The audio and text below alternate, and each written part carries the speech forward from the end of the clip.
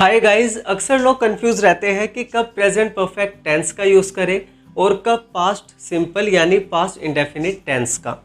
मेरे हिसाब से इस कंफ्यूजन की दो वजह है। पहली वजह है कि लोग इन टेंसेस को रट लेते हैं, समझते नहीं हैं। और दूसरी वजह है अमेरिकन इंग्लिश। बहुत सारे ऐसे सेंटेंसेस हैं जिन्हें अमेरिकन इंग्लिश में ट्रांसलेट करने के लिए इन दोनों ही टेंसेस का यूज़ कर दिया जाता है। इसीलिए हम इस वीडियो में इन दोनों ही टेंसेस को समझेंगे और इसी के साथ साथ ये भी देखेंगे कि क्या फ़र्क है ब्रिटिश इंग्लिश और अमेरिकन इंग्लिश में अगर बात प्रेजेंट परफेक्ट टेंस और पास्ट सिंपल टेंस की आए तो। Let's begin.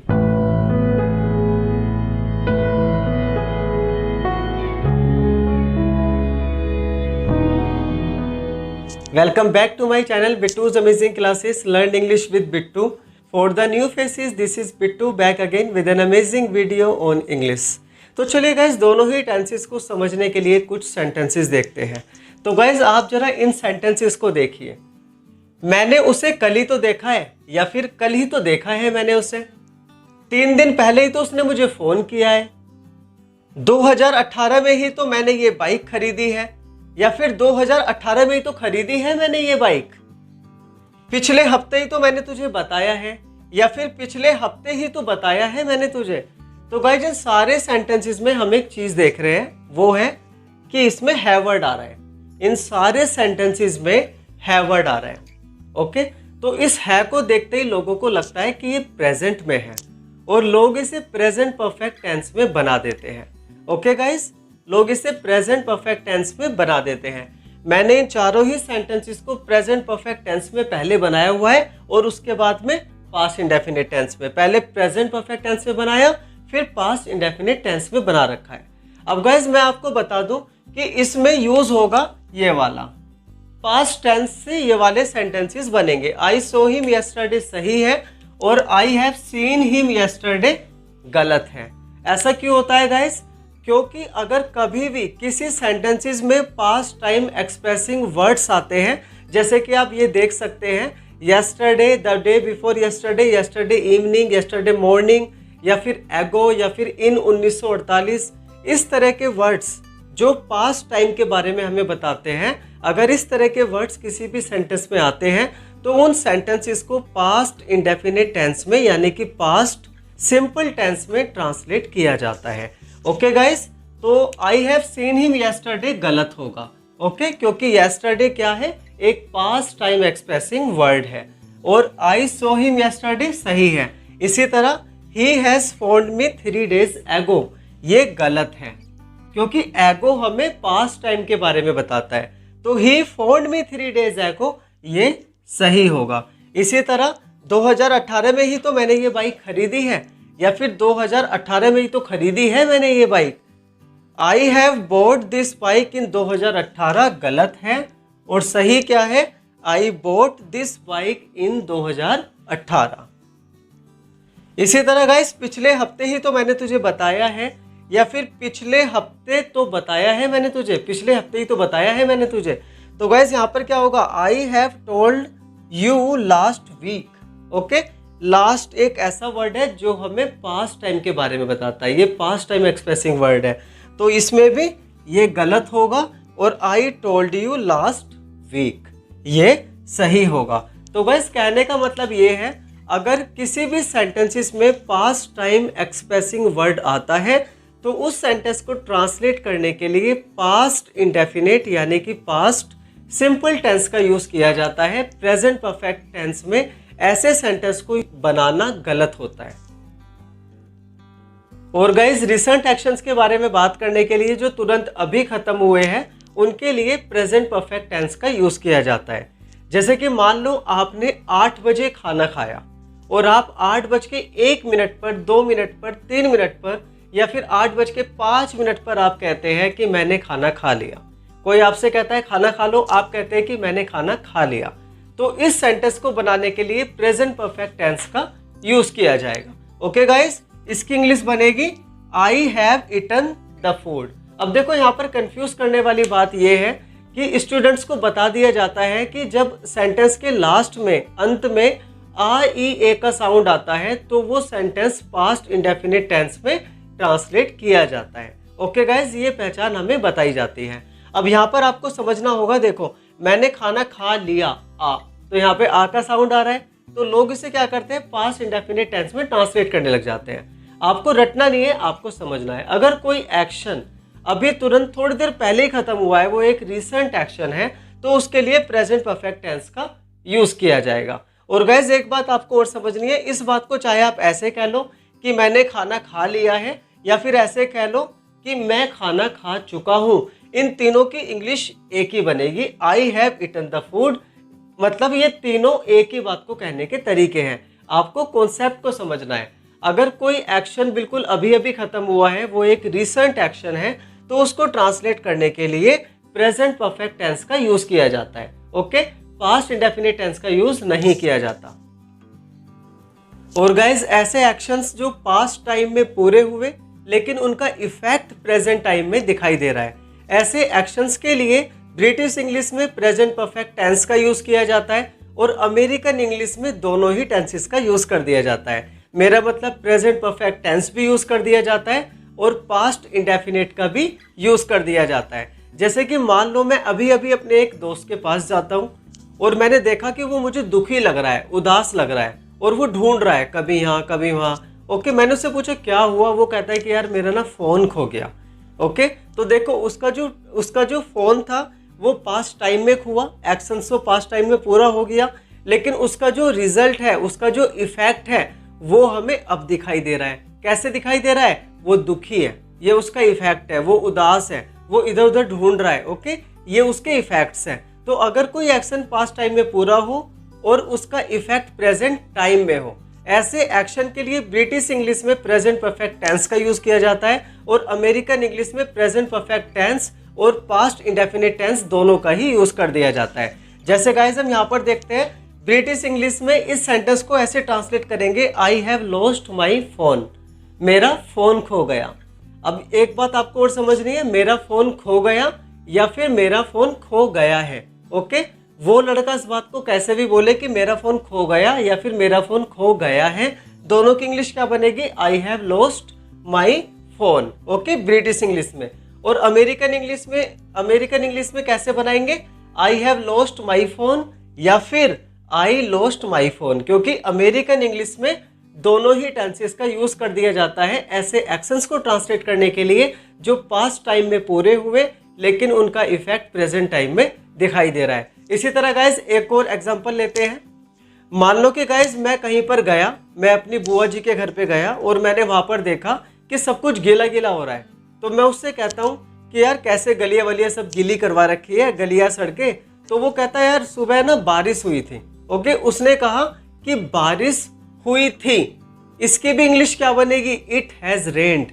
ओके, बारिश हुई थी। आपको ये नहीं देखना कि था थी थे आ रहा है, आपको ये देखना है एक ऐसी चीज है, इट हैज रेन्ड, मतलब बारिश हुई थी पास्ट टाइम में और उसका इफेक्ट क्या है? गलियां सड़कें सब गीला गीला नजर आ रहा है। ओके, तो अगर पास्ट टाइम में कुछ हुआ, उसका इफेक्ट प्रेजेंट टाइम में दिखाई दे रहा है, तो उस सेंटेंस को ट्रांसलेट करने के लिए ब्रिटिश इंग्लिश में प्रेजेंट परफेक्ट टेंस का यूज किया जाता है।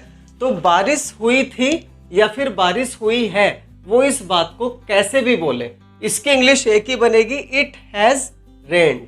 ओके, और अमेरिकन इंग्लिश में कैसे बोलेंगे? इट हैज रेन्ड या फिर इट रेन्ड। मैंने आपको बताया है इसमें दोनों ही टेंसेस का, अमेरिकन इंग्लिश में दोनों ही टेंसेस का यूज कर दिया जाता है। तो गाइस आपको समझना यह है कि अगर कोई एक्शन पास्ट में हुआ, उसका रिजल्ट आपको प्रेजेंट टाइम में दिखाई दे रहा है, तो इससे कोई फर्क नहीं पड़ता कि सेंटेंस के लास्ट में था थी थे आता है या फिर है आता है, इससे कोई फर्क नहीं पड़ता।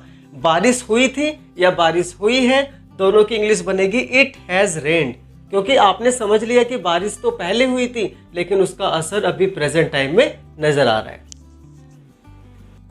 और guys a piece of news present perfect tense में दी जाती है, मतलब आप किसी को कोई खबर देते हैं और फिर उसके बाद डिटेल्स मांगने या डिटेल्स देने के लिए पास्ट इंडेफिनिट टेंस का यूज किया जाता है। जैसे कि मान लो गाइस आपने कोई कार खरीदी। ओके, आपने कार खरीदी है 2 महीने पहले, आपके चाचा के लड़के को ये बात नहीं पता। अब आप उसे फोन करके बताते हैं, पता है हमने ना कार खरीदी है। तो आपने कब खरीदी थी? 2 हफ्ते पहले। लेकिन फिर भी आप किस में बनाओगे? आप बोलोगे we have bought a car. आप इस सेंटेंस को प्रेजेंट परफेक्ट टेंस में बनाओगे। और इसके बाद जो डिटेल्स ली जाती है या दी जाती है, मतलब डिटेल्स मांगने और डिटेल्स देने के लिए पास्ट इंडेफिनिट टेंस का यूज किया जाता है। ओके गाइस, जैसे कि यहाँ पे कुछ मैंने लिख रखा है, जैसे ये मनोज है। ओके, मनोज आशीष को बता रहा है कि we have bought a new car, हमने नई कार खरीदी है। और इसके बाद देखो आशीष कहता है ओ हैव यू, ओ अच्छा, when did you buy it, okay तुमने इसे कब खरीदी। अब ये डिटेल्स मांग रहा है, तो डिटेल्स मांगने और डिटेल्स देने के लिए अब मनोज डिटेल्स दे रहा है कि we bought it last week, हमने इसे पिछले हफ्ते खरीदी। अब देखो पिछले हफ्ते जो खरीदी गई थी कार, उसको हमने कैसे बोला कि we have bought a new car. तो गाइस, जब हम किसी को कोई खबर देते हैं, कोई ऐसी बात बताते हैं, मान लो कुछ हुआ है, किसी इंसान ने कुछ किया है, हम ऐसी बात बताते हैं जो सामने वाले को नहीं पता है, और अगर हम उससे समय से नहीं बांधते, इसमें कोई समय नहीं आया, अगर इसमें कोई समय आ जाता जैसे last week, last Sunday, yesterday, okay, या 2 months एगो, तो फिर ये इससे नहीं बनता। ओके, फिर ये वाला सेंटेंस बनता पास्ट इंडेफिनिट टेंस में। लेकिन अब किस में है? प्रेजेंट परफेक्ट में, क्योंकि आपने इसको किसी समय से नहीं बांधा। जब हम समय से नहीं बांधते किसी खबर को, तो सामने वाले को जो नहीं पता होता उस बात को बताने के लिए, कुछ भी हुआ है, किसी ने कुछ किया है, तो उसको प्रेजेंट परफेक्ट टेंस में ट्रांसलेट किया जाता है। उसके बाद डिटेल्स मांगने या देने के लिए पास्ट इंडेफिनिट का यूज किया जाता है। ओके गाइस, इसी तरह मान लो कि आपके यहाँ पर किसी की डेथ हो गई, कोई मर गया है, ओके, और किसी को नहीं पता, तो आप उसे बताओगे अबे यार तुझे पता है वो नहीं था, वो मर गया। तो इसको आप कैसे बोलोगे? He has died. ओके, इसके लिए आप प्रेजेंट परफेक्ट टेंस का यूज करोगे। आप कोई ऐसी खबर दे रहे हो सामने वाले को जो उसको नहीं पता, और फिर जब वो आपसे पूछेगा कि कब मरा, कैसे मरा, कहाँ मरा, तो ये सारी बातें बताई जाएगी पास्ट इंडेफिनिट टेंस में। ओके गाइस, इसी तरह देखो ये एक और बात मैंने यहाँ पे लिखी हुई है, he has died in a car accident, वो कार एक्सीडेंट में मर गया। ठीक है, इसके बाद जब आपने डिटेल दी कि कैसे मरा, तो his car crashed into a wall, ये आपने पास्ट इंडेफिनिट टेंस में दी। इसी तरह गाइस नितिन कहता है कुलदीप से, I have found my mobile, okay मुझे मेरा मोबाइल मिल गया है। अब चाहे इस नितिन को इसका मोबाइल 1 हफ्ते पहले हुआ हो और उससे अगले दिन मिल गया हो, लेकिन ये 1 हफ्ते बाद भी कैसे कह रहा है, 6 दिन बाद भी कैसे कह रहा है कि I have found my mobile, क्योंकि सामने वाले को ये बात नहीं पता थी। अब डिटेल्स मांगने के लिए कुलदीप ने कौन सा टेंस यूज करा? Past tense. Oh good, oh अच्छी बात है ये तो। Where did you find it, तुम्हें ये कहाँ मिला। इसी तरह गाइज एक ये रहा, अमित कहता है अमन से, they have closed the factory. मान लो आपके कोई पड़ोस में कोई इंसान है और उसने फैक्ट्री बंद कर दी है अपनी, और किसी को नहीं पता, आप उसे बताते हुए वो नहीं था, उसने अपनी फैक्ट्री बंद कर दी है, चाहे उसने 6 महीने पहले करी हो, फिर भी आप इसको प्रेजेंट परफेक्ट टेंस में बताओगे। प्रेजेंट परफेक्ट टेंस में सेंटेंस को ट्रांसलेट करोगे, और उसके बाद डिटेल्स मांगने और डिटेल्स देने के लिए पास्ट इंडेफिनिट टेंस का यूज किया जाएगा कि कैसे बंद हो गई, कब बंद करी, ये सब बातें बताने के लिए। और गाइस प्रेजेंट परफेक्ट टेंस का यूज ऐसे एक्शंस या फिर सिचुएशंस के लिए भी किया जाता है जो पास्ट में स्टार्ट हुई लेकिन अभी भी जारी है। जैसे गाइस ये वाला सेंटेंस है, we have lived here for 10 years। इसका मतलब ये नहीं है कि अब नहीं रहते, इसका मतलब है कि 10 साल तो हो गए और हम अब भी यहाँ पे रहते हैं। ओके गाइस, यानी कि हम 10 साल से यहाँ पर रह रहे हैं, यानी पास्ट टाइम में रहना स्टार्ट किया था और अब भी रह रहे हैं। जबकि अगर मैं कहूँ कि we lived here for 10 years, इसका मतलब है कि हम यहाँ पर 10 साल तक रहे, अब नहीं रहते। अब आप इन सेंटेंसेस को देखिए, मैंने 3 दिन से कुछ नहीं खाया है, I haven't eaten anything for 3 days। इसी बात को जब हम इस तरीके से बोलते हैं, it's 3 days since I eight anything, तो क्या होता है, सिंस के बाद में पास्ट इंडेफिनिट टेंस का यूज किया जाता है। इसी तरह गाइस मैंने जून से कोई फोटो नहीं लिया है, I haven't taken a photo since June. जब हम इसी बात को उस तरीके से बोलते हैं, June was the last time I took a photo, तो क्या होता है, लास्ट टाइम के बाद में पास्ट इंडेफिनिट टेंस में सेंटेंस बनाया जाता है। ओके गाइस, याद रखना सिंस और लास्ट टाइम, इन दोनों के बाद क्या होगा, पास्ट इंडेफिनिट टेंस में सेंटेंस को बनाया जाता है। और गाइस जस्ट ऑलरेडी और येट वाले सेंटेंसेस को ब्रिटिश इंग्लिश में ट्रांसलेट करने के लिए प्रेजेंट परफेक्ट टेंस का यूज किया जाता है, जबकि अमेरिकन इंग्लिश में प्रेजेंट परफेक्ट टेंस और पास्ट सिंपल टेंस यानी कि पास्ट इंडेफिनिट टेंस दोनों का ही यूज कर दिया जाता है। जैसे कि वो अभी अभी वापस आया है, ब्रिटिश इंग्लिश में कहेंगे he has just come back, जबकि अमेरिकन इंग्लिश में कहेंगे he has just come back या फिर ही जस्ट कम बैक। तो अमेरिकन इंग्लिश में वो अभी अभी आया है, इस बात को दो तरीके से बोल देते हैं, जबकि ब्रिटिश इंग्लिश में एक ही तरह से बोला जाता है। ओके गाइस, तो आपको याद रखना है, हमेशा आपको फॉलो करना है ब्रिटिश इंग्लिश को, चाहे आप कोई कंपेटिटिव एग्जाम्स की तैयारी कर रहे हो या फिर आपके स्कूल में कोई एग्जाम हो या फिर चाहे आप इंग्लिश बोलते हो, तो हमेशा ब्रिटिश इंग्लिश को फॉलो करें।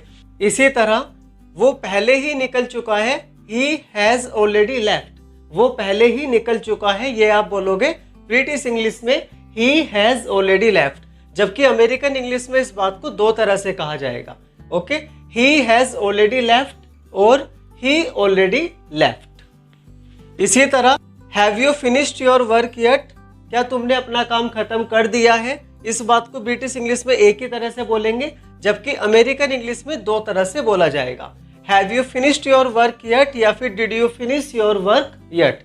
तो गाइस याद रखना, जस्ट, ऑलरेडी और येट वाले सेंटेंसेस को ब्रिटिश इंग्लिश में सिर्फ प्रेजेंट परफेक्ट टेंस में बनाया जाता है, जबकि अमेरिकन इंग्लिश में बनाने के लिए प्रेजेंट परफेक्ट टेंस और पास्ट इंडेफिनिट टेंस दोनों का ही यूज कर दिया जाता है।